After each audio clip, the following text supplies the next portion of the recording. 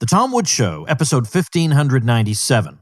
Prepare to set fire to the index card of allowable opinion. Your daily dose of liberty education starts here. The Tom Woods Show. Harry's, the official razor of the Tom Woods Show, wants you to start the new year off right. New customers get $5 off a Harry's trial set when you go to harrys.com/woods. Hey everybody, Tom Woods here. Hope you enjoyed Walter Block Week last week, and I will say that episode 1596, the one right before this one, had what may be my favorite moment in the entire history of the Tom Woods Show. At the end of that episode, I was asking Walter, can you tell us a little bit about the forthcoming book, probably coming out next year, 2021, Defending the Undefendable Part 3? What are some of the examples of the rogues gallery you're going to be defending this time? And he started listing them, and I basically said, Walter, stop. I can't take it anymore. I just loved that particular moment. It was a lot of fun. So anyway, that was Walter Block Week. For those of you who have been on my case about a Bob Murphy week, that's coming up next week when you get Murphy on here, talk about a bunch of things. If you want him to talk about the infinite banking concept, I remind you that we have actually done that already. Episode 1326, tomwoods.com/1326. But we'll cover some other topics next week. What else did I want to say? While I was in London last week, I got to meet a couple of recent guests of the Tom Woods Show. I met, or had lunch with, I guess I met before, but had lunch with Toby Baxendale, and also got to know Dominic Frisby, meeting him for the first time in person. We had a nice lunch. I tweeted out a nice photo of ourselves after that. But these are both great guys, and it was just great to have time with them, particularly to meet Dominic Frisby for the very first time, who just recently came on my radar and is super impressive. So, all right, so today I want to talk a little bit about what's going on electorally, and I want to point out that last time there was a Democratic debate, which I guess was just last week, wasn't it? Lou Rockwell and I did not do a debate analysis episode, and there were two factors there. One was we felt like these debates were just not interesting anymore. It's the same thing over and over and over again. They just weren't particularly interesting. I hadn't quite counted on the Bloomberg factor quite as much as I should have. But the second thing was I was in London at the time. We have to do those episodes right after the debate for the news not to be old by the time the episode is released. So I just couldn't make that happen. But this week there is going to be another Democratic debate with Bloomberg. So Lou and I will be doing a debate episode for you. Anyway, let's talk a little bit about what's going on here. I sent out an email to the folks on my list about Bloomberg and what he ought to have said. And of course, we all know Mike Bloomberg, former New York City mayor, was in the most recent Democratic debate, and everybody just stomped all over him. You know, he did this wrong, he did that wrong. He agreed with such and such policy in the past, and now he says he doesn't, and we can't really trust him, and he's a billionaire, and he's trying to buy his way in. But they were also saying things involving non-disclosure agreements with female employees and all kinds of things to really let him have it. Now, Bloomberg, of course, had been a Republican for a while. He was a, kind of left of center Republican, and then he switched parties. So he's not on the hard left. I mean, maybe, let's say, by 1950 standards, he probably is, but certainly not by 2020 standards. So he's not on the hard left. He thinks the identity politics thing has gone a little bit far. We know that from some of his private comments. And now they're digging up things that he said, little 20-second sound bites that they're using to hit him with. And he's got hundreds of millions of dollars he's willing to spend. I mean, I don't know what he's willing to spend ultimately because he's worth many billions. But he's already spent in excess of, I believe, of $400 million as it is. So anyway, so in terms of that debate, I'm going to get to in a minute what I think would have been a better approach for Bloomberg. Number one, be prepared for these questions. How could you not know these things were coming? That would be one thing to bear in mind. But the thing I want to think about right now is what happens for Bernie Sanders if, let's say, somehow Bloomberg wins the nomination? Because it's one thing for Bernie to endorse Hillary Clinton in 2016, which goes to show he's not 1/100th the man Ron Paul is. Ron Paul in the Democratic Party would never have endorsed Hillary any more than he would have endorsed or did endorse Romney and McCain in the Republican Party. He hasn't endorsed a Republican candidate since, I think, 1980. And that's his own party. That was the party he was in, with the brief exception of 1988, for all those years. And he just couldn't bring himself to do it. Bernie did it. He endorsed Hillary in 2016. But could he really remain Bernie Sanders and tell people, vote for this billionaire who just bought the Democratic nomination? Can he do that and maintain any credibility whatsoever? I mean, he did lose a lot of support, and he made a lot of people angry when he endorsed Hillary in 2016. But since, I think people in the Democratic Party just are more likely to accept than we libertarians are the idea that, well, politics is politics. You got to do what you got to do. They all came crawling back to him in 2020. That didn't matter. And he probably knew that. You people will come crawling back to me later, and they did that. That's one thing. But could he get away with endorsing Mike Bloomberg? I don't think he can. And then what happens? Then really the Democratic Party starts having major problems. So for a long time, we've thought it's the Republican Party that's splitting apart because Trump, they've tried to say, look, Trump's not a real conservative. Look at all these positions he has. And it just doesn't matter. Nobody cares. Nobody cares. That just falls on deaf ears. So what's going to happen to the Republican Party is a good question. But now there's just as good a question, what's going to happen with the Democratic Party? So very interesting to watch all these things happen. So getting back to Bloomberg, it seems to me that there just must be, even now in the Democratic Party, some people who are not anti-business per se. I'm sure there are plenty of small business, and indeed big business owners who are happy to be members of the Democratic Party and who don't particularly find Bernie's message resonating with them. It doesn't resonate with them. It doesn't ring true to them. And the demonization of business owners and of the wealthy, because remember, it used to be millionaires and billionaires that Bernie was opposed to, and then he became a millionaire, and suddenly the word millionaire dropped out of his criticisms. Like on Twitter, for example, you can even trace this out from the moment he becomes a millionaire himself. So I happen to think there are some people, and maybe they are very socially liberal and this and that, but surely there are some people who are not happy at the prospect of Bernie for this precise reason. And that's the constituency of Bloomberg, is maybe an older demographic. And by the way, I would take an older demographic over a younger one any day of the week because old people vote and young people don't. That's just a fact. Young people do not vote. I mean, some of them vote, but they don't really. Whereas those oldsters, I'm telling you, it's just a fact. If they are going to get to that polling place and vote for more war and more slavery, if it's the last thing they do, for whatever reason, that's just a fact. Bloomberg appeals to those and just says, we got to have some common sense here.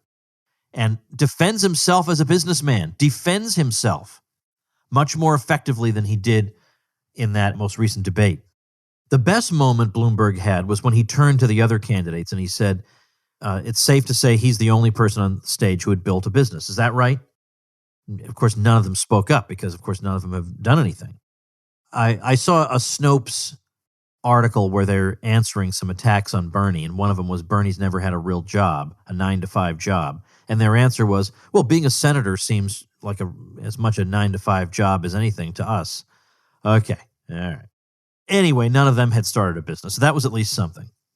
But what's interesting was I read an article not long ago about Hollywood executives warming to Bloomberg. Now, I don't know how anybody warms to Bloomberg. He's about the least charismatic person of all time.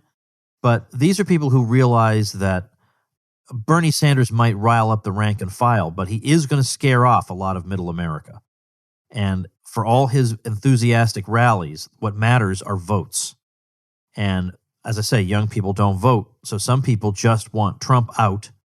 And that's Bloomberg's natural constituency. You want Trump out, and you want somebody in here with some experience and with some business acumen, and who isn't coming in just to burn everything down.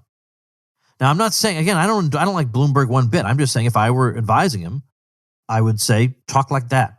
And it's not a cheap shot. He talked about communism. That's not a cheap shot because Bernie has praised authoritarian communist leaders. That's a fact. Or said, Castro wasn't all bad. Yeah, he was. Because the argument Bernie makes is that Castro instituted a literacy program. Okay.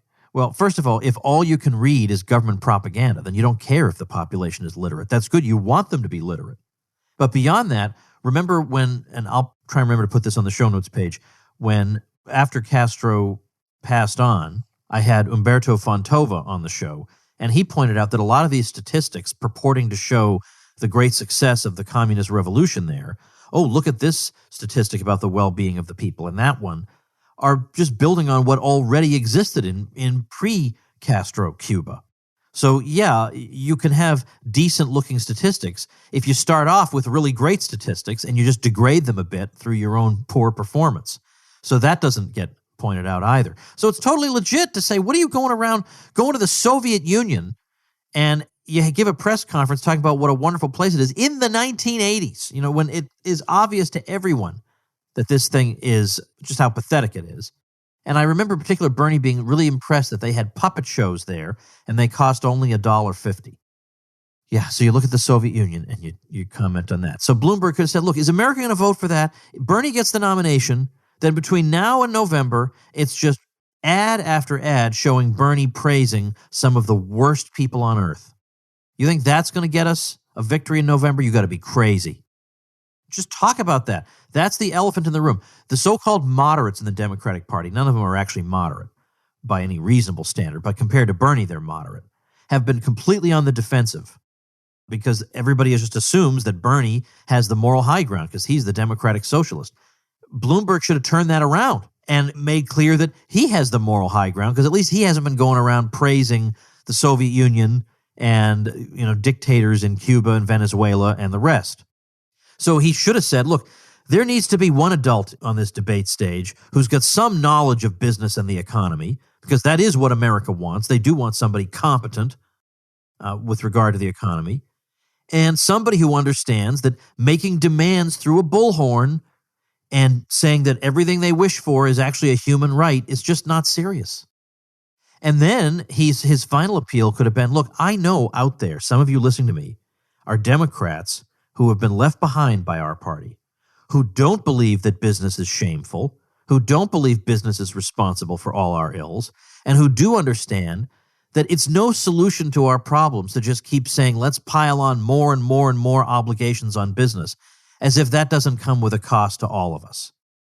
And likewise, I know there are Democrats who above all else want to beat Donald Trump, and I can deliver that with my common sense approach. I can guarantee you will not get that with the bullhorn yellers on this stage. I mean, that would have at least been worth a try. You may say there aren't enough of those people out there for him to get the nomination. With a divided field, there may be.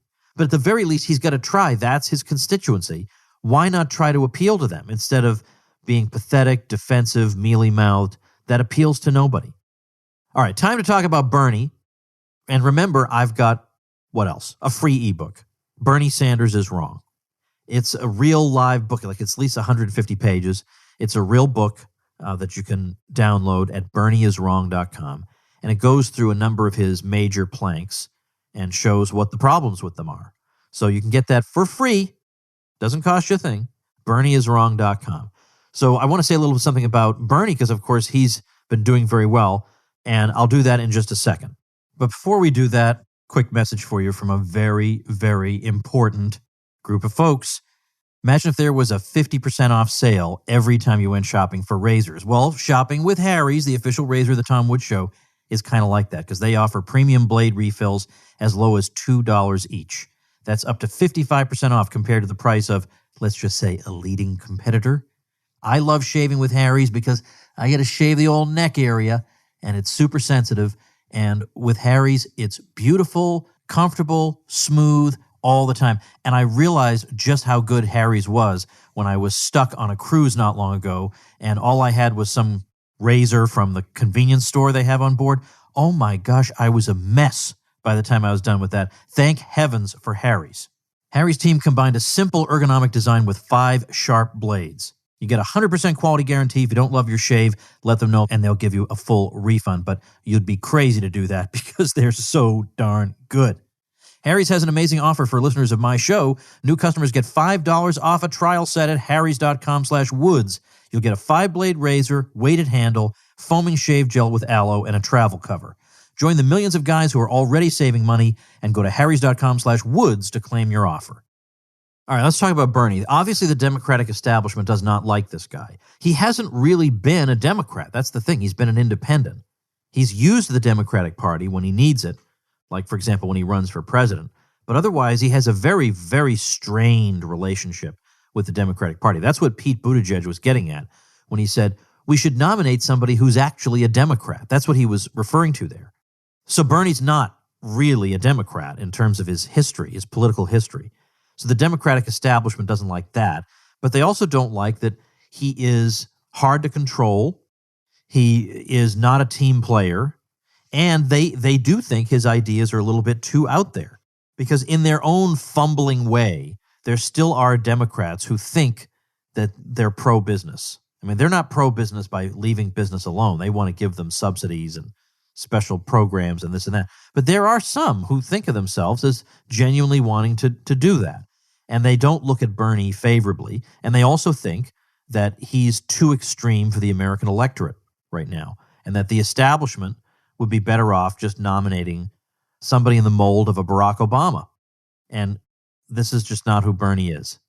So they are pulling out all the stops. So now we're being told that the Russians are trying to help the Bernie Sanders campaign. I mean, these people must be laughing their rear ends off in private at what they get away with, spreading things like this. And then we told them the Russians were involved in the Bernie Sanders campaign. They were stupid enough to believe that. I don't know any of the particulars of that, and I don't even need to. Just, automatically that's not true. Absolutely that's not true. I mean, the so-called assistance that the Russians gave to Trump, if you actually look at it, what is it? Like, what did they spend? $25,000, some kind of thing like that, on a bunch of memes, some of which didn't even have anything to do with Trump, and the rest of which were so amateurish and stupid you barely even knew what the point was. Who changed his vote on the basis of this? This is ridiculous. No, I don't think anybody actually knows the real details of the Russians interfered in the election nonsense. You look at the allegation, and it's so unbelievably dumb. And now they're trying to help Bernie. And this is not resonating with Bernie's people. Now suddenly Bernie's people are saying, wait a minute, that's a hoax. Well, you may be late to the party, but better late than never. Yeah, the whole Russia thing. Now, maybe they still believe that Trump's a Russian agent or whatever this ridiculous low IQ crap is. But how can you, for a minute, see this as anything other than a desperate attempt to stop Bernie? And I see some people like Jimmy Dore on the left saying, look, I said over and over and over again that Bernie should not buy into this stupid Russia thing because they will use it against him. They will turn it against him. And that indeed is what's happening. Well, now the Democrats have been changing the debate rules because it had been the case that you needed to have a certain threshold of support in the polls and a certain minimum number of discrete donors, of individual donors. You had to have X number to qualify. Well, Bloomberg doesn't have that many donors. So they just got rid of that requirement so that he could participate in the debates. So this is, obviously an attempt to pave the way for Bloomberg, who, as I said, turned out to have a very poor performance in that debate. But it's, again, something the Bernie people can point to. And if they use dirty tricks to take this away from Bernie, honestly, I don't know what happens next. Do these people just go back to the Democratic Party like nothing ever happened? I just don't know. I don't know what happens to these people. Dan McCarthy, who's been a guest quite a few times on this podcast, has a good article on this in the Spectator, the American Spectator, in which he says, let's suppose they try and stop Bernie in some way, then you're going to have a massive, massive revolt on your hands. But let's suppose Bernie does win. The results are probably not going to be as bad for the Democratic establishment as they fear, because the economic part of things, where some of them think he does go a little bit too far, is probably going to run into opposition from Republicans and indeed from non-Sanders Democrats, of which there are many. And this has been pointed out numerous times. I mean, I think even Amy Klobuchar said his proposals aren't even popular in his own caucus. So a lot of those things will be stopped dead in the water. Where he does agree with the Democratic establishment is in all the identity politics stuff. So they'll get plenty of that. But the stuff they don't like, maybe they won't get. Now, in terms of foreign policy, I think he might not be as bellicose And I think he may have a different approach to the Palestinians if he sticks with his rhetoric. And that may also rankle the Democratic establishment. But Dan's point is that by and large, the stuff they fear is the least likely to be implemented.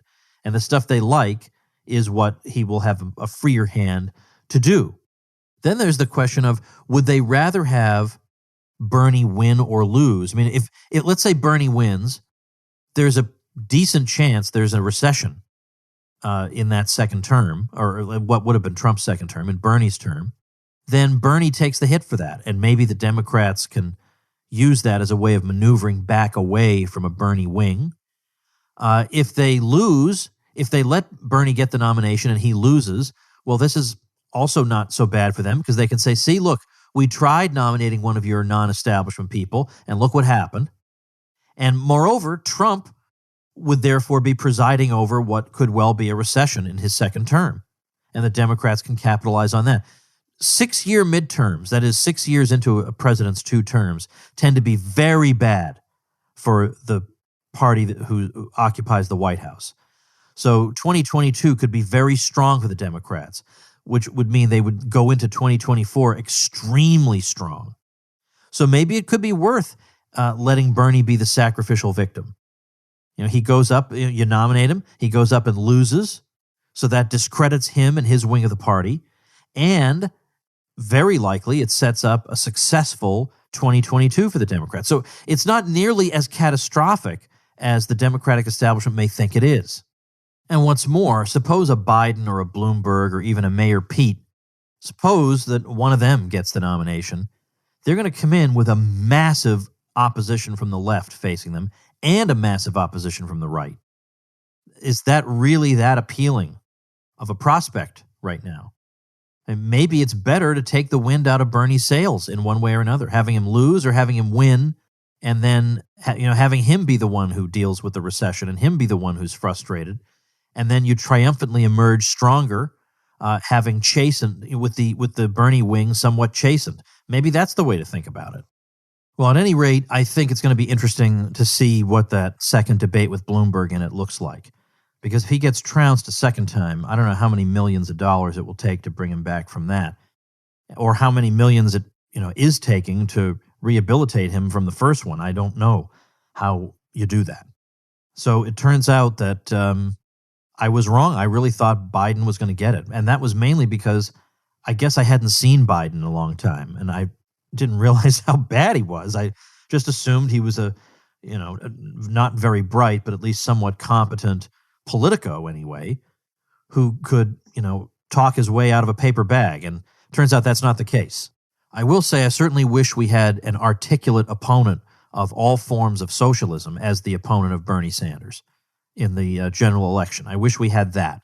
Somebody who knew the facts and figures, who was interested in learning the facts and figures, who was interested in learning real arguments. I mean, yeah, I know a lot of people respond not to real arguments, but to emotional appeals and stuff. But for those of us who actually like things like real arguments, it would be nice if there could be appeals made to people like us too. That would be ideal if we had somebody who could just smack it down every single time they were together. I don't want it to look like, on the one hand, we have democratic socialism, and on the other hand, we have buffoonish non-response responses. That's not good. That's not good for anybody. All right. Well, that's going to do it for today. Tomorrow, we're talking logical fallacies. This is by a popular demand. I had people asking, could you do an episode on logical fallacies, kind of fallacies people use in arguments, identify them and explain them? So we're going to do that tomorrow and have some fun doing it. So make sure you subscribe to the podcast, tomwoods.com/Apple, and you download the Bernie is Wrong book Bernie Sanders is Wrong over at bernieiswrong.com. See you tomorrow. Become a smarter libertarian in just 30 minutes a day. Visit tomwoods.com to subscribe to the show for free, and we'll see you next time. Like the sound of The Tom Woods Show? My audio production is provided by Podsworth Media. Check them out at podsworth.com.